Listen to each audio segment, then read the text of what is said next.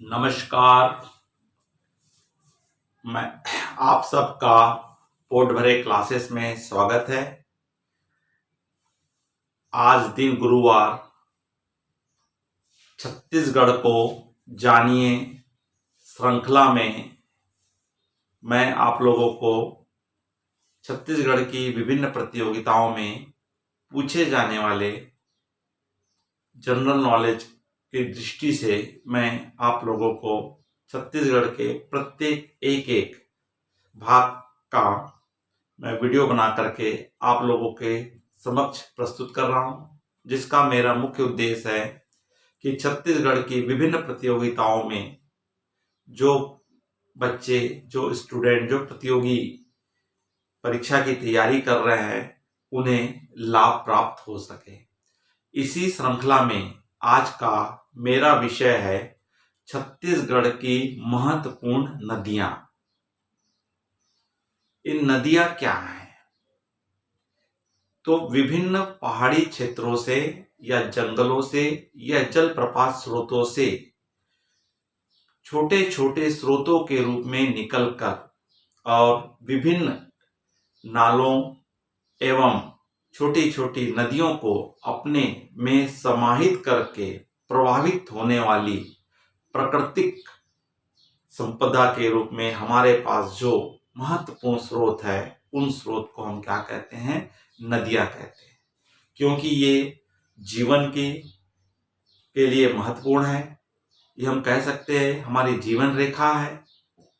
हमारे को पीने के लिए, जीने के लिए पानी की आवश्यकता है। साथ ही हमारे कल यंत्र या विद्युत उत्पादन आदि सभी के लिए हमें पानी की आवश्यकता है। ये नदी ही हमारे लिए जीवनदायिनी है और इसलिए भारत में इन नदियों को ईश्वर के रूप में, भगवान के रूप में पूजा जाता है। तो उन्हीं नदियों में से हमारी कई नदियां हमारी छत्तीसगढ़ में भी प्रभावित हो रही है। वो कौन कौन सी नदियां हैं और कहां कहां से उनका उद्गम स्थल हुआ है, कहां ये समाहित होती है और ये अपने कहां कहां पे संगम बनाती है। तो इनमें ये कहा जाता है कि नदियों के हमारे अपवाह तंत्र होते हैं। तो अपवाह तंत्र में हमारी कुछ प्रमुख नदियां हैं जो नदियों के सहायक नदियों के रूप में छत्तीसगढ़ में प्रभावित हो रही है। उन अपवाह तंत्र में महानदी तंत्र है जो छत्तीसगढ़ का 1.5% में क्षेत्रों में ये जल प्रवाहित कर रही है।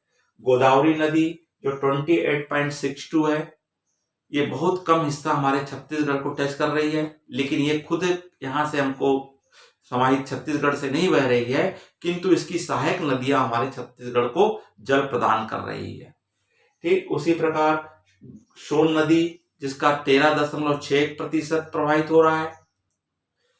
ठीक उसी प्रकार ब्रह्मणी और नर्मदा नदी।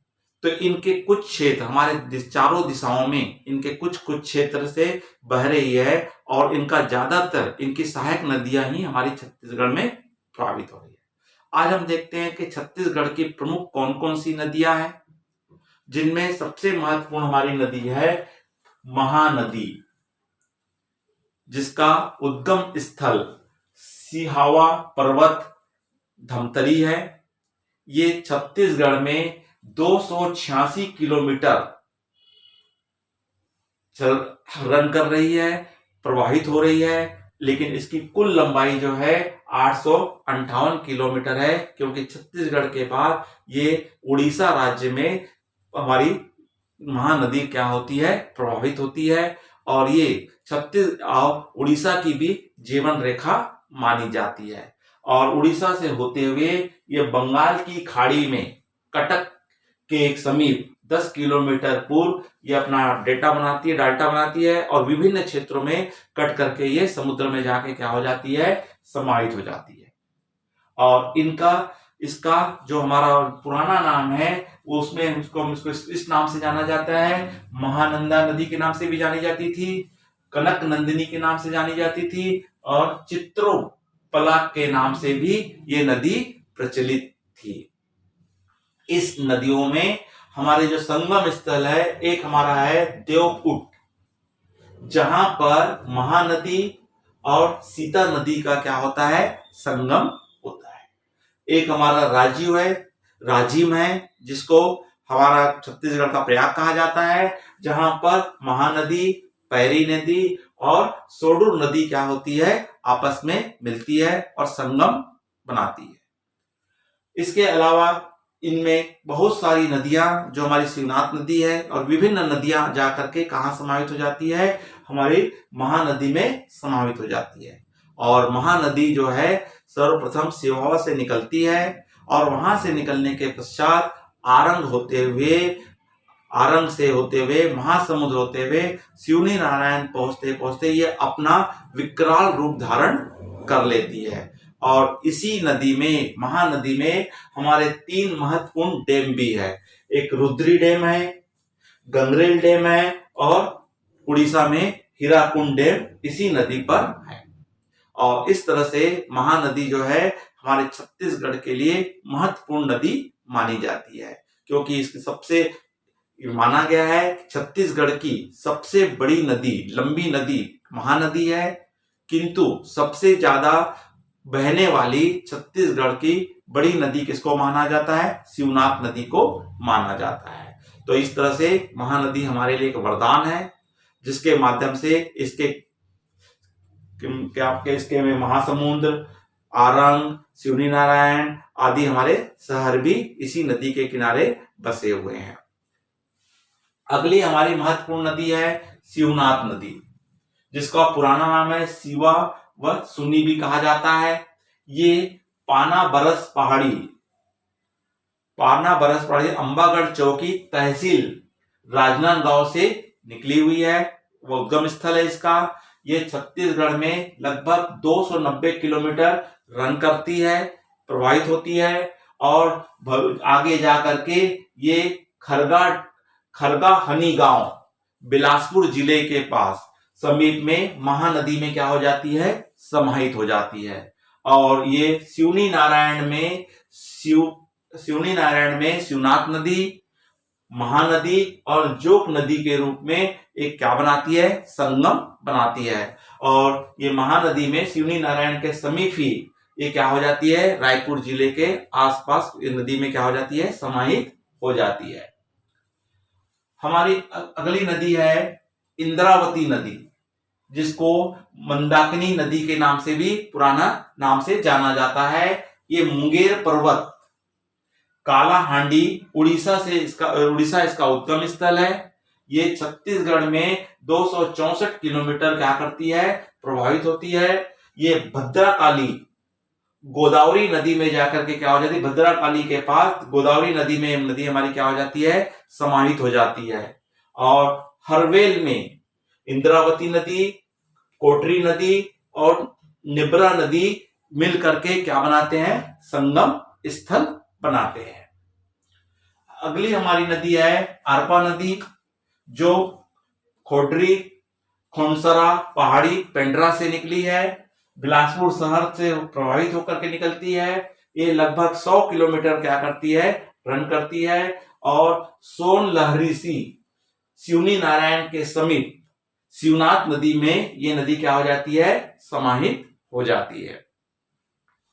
अगली नदी हमारी है हसदेव नदी, जिसको हस्तु सोमा के नाम से भी जाना जाता है। ये देवगढ़ कैमूर पहाड़ी कोरिया से इसका उद्गम स्थल है, और ये 176 किलोमीटर छत्तीसगढ़ में रन करती है, और सिलादेही में महानदी में जाकर के क्या हो जाती है, ये समाहित हो जाती है।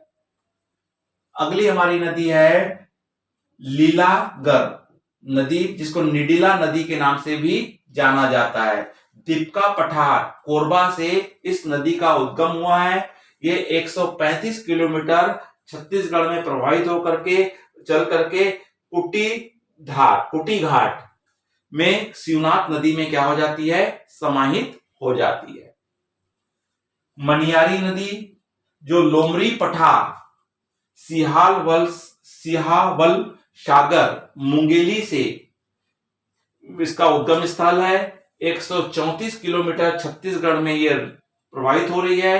तालागांव अमरीकाया के पास में शिवनाथ नदी में क्या हो जाती है, नदी समाहित हो जाती है। अगली नदी हमारी है खारून नदी, जो पेटेचुआ पहाड़ी चोरा नाला बालोद से इसका उद्गम स्थल है। छत्तीसगढ़ में 64 किलोमीटर रन करती है और सिमगा के पास सोमनाथ में शिवनाथ नदी में क्या हो जाती है, ये समाहित हो जाती है। पैरी नदी जो भातुगढ़ पहाड़ी बृंदा नवागढ़ गरियाबंद से इसका उद्गम स्थल है। ये 96 किलोमीटर 96 किलोमीटर छत्तीसगढ़ में प्रवाहित होती है और राजिम में महानदी में क्या हो जाती है, समाहित हो जाती है, जहां पे हमारा संगम स्थल है। राजिम में महानदी, पैरी नदी और सोडूर नदी मिलकर के क्या हो जाता है, एक संगम होता है जो बहुत पवित्र माना जाता है। माड़ नदी जिसको मंदगा नदी भी कहा जाता है, ये मैनपाट सरगुजा से इसका उद्गम स्थल है। छत्तीसगढ़ में 155 किलोमीटर रन करती है और रन करते हुए ये रायगढ़ जिले में चंद्रपुर में महानदी में क्या हो जाती है, समाहित हो जाती है। और चंद्रपुर में ही महानदी, माड़ नदी और लाट नदी तीनों नदी मिलकर के क्या बनाते हैं, संगम बनाते हैं। ईब नदी जो खुडिया पहाड़ी पंडरावार रानी झूला रायगढ़ से इसका उद्गम स्थल है। 87 किलोमीटर 87 किलोमीटर रन करके हीराकुंड नामक स्थान में उड़ीसा में महानदी में क्या हो जाती है, नदी समाहित हो जाती है। अगली हमारी नदी है बाघ नदी, जो कुलझारी पहाड़ी राजनांदगांव से निकलती है और 90 किलोमीटर रन करके ये वेनगंगा गोदावरी नदी की सहायक नदी जो है वेनगंगा नदी में जाके क्या हो जाती है, समाहित हो जाती है। सबरी नदी जो कोरापुट उड़ीसा से इसका उद्गम स्थल है, 173 किलोमीटर छत्तीसगढ़ में क्या करती है, ये रन करती है। तो ये कुछ महत्वपूर्ण नदियां थी जो छत्तीसगढ़ में प्रवाहित हो रही है और छत्तीसगढ़ को कृषि के क्षेत्र में और विद्युत के क्षेत्र में अपना महत्वपूर्ण योगदान दे रही है। इन्हीं नदियों में हमारे बहुत सारे जलाशय बने हुए हैं, डैम बने हुए हैं, जो हमारे एग्रीकल्चर में सुविधाओं के रूप में प्रयोग में लाए जा रहे हैं। हमारी कुछ नदियां जो है, जो हमारी क्या बनाती है, दो राज्यों के बीच में सीमाएं भी निर्धारित करती हैं। उनमें महत्वपूर्ण नदी है रेउर नदी। रेउर नदी जो है मध्य प्रदेश और छत्तीसगढ़ के बॉर्डर के रूप में, सीमा के रूप में सीमा का निर्धारण करती है। कन्हार नदी जो झारखंड और छत्तीसगढ़ के बीच बॉर्डर का काम करती है, सीमा का काम करती है। बाघ नदी महाराष्ट्र और छत्तीसगढ़ की सीमा निर्धारित करती है। सबरी नदी उड़ीसा और छत्तीसगढ़ का निर्धारण करती है। उसी प्रकार महानदी भी मध्य प्रदेश, छत्तीसगढ़ का और उड़ीसा का सीमा निर्धारित करती है। तो ये हमारी कुछ महत्वपूर्ण जानकारियां थी नदियों के संबंध में, जो आपको परीक्षा में पूछा जाएगा और जिसके संबंध में बहुत से प्रश्न पूछे जाते हैं। अगर ये वीडियो अगर आपको अच्छा लगा होगा तो लाइक कीजिए और अपने अधिक से अधिक मित्रों को जो प्रतियोगिता परीक्षा की तैयारी कर रहे हैं उन्हें शेयर कीजिए। और अगर आपको कोई नया वीडियो चाहिए और नई जानकारी चाहिए या आप अपना सजेशन देना चाहते हैं, राय देना चाहते हैं, तो मेरे कमेंट्स बॉक्स में जाकर के आप अपनी राय दे सकते हैं। अगर इस चैनल में अगर आप नए हैं तो तुरंत आप इस चैनल को सब्सक्राइब कर दीजिए। रेड वाले सब्सक्राइब रेड कलर से लिखा है उसे पुश कर दीजिए और बेल आइकन को दबा दीजिए, तो आपको विभिन्न सूचनाएं मिलती रहेंगी। इसके अलावा आपको छत्तीसगढ़ के बारे में और अन्य जानकारी चाहिए तो आप मेरे चैनल में प्लेलिस्ट में जाइएगा, तो वहां पे छत्तीसगढ़ के सामान्य जानकारी में आपको विभिन्न जानकारियां इसी प्रकार की मेरे द्वारा दी गई है। आप उसका अध्ययन कर सकते हैं, देख सकते हैं। अगर आपने अंत तक इस वीडियो को देखा है इसके लिए धन्यवाद। नमस्कार।